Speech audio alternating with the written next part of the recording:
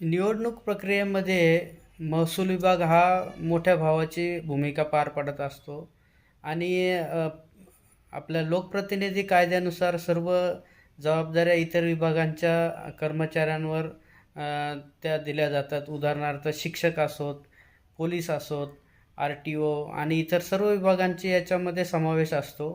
तर हे करत असताना त्यांच्या ज्या काही नेमणुका केल्या जातात ह्या आपल्या घरापासून 50-60 किलोमीटर दूरवर आणि कधी-कधी तर रिमोट प्लेसमध्ये जिथं राहण्याची किंवा काही मूलभूत सुविधांची म्हणजे व्यवस्था नसते अशा ठिकाणी ती केली जातात.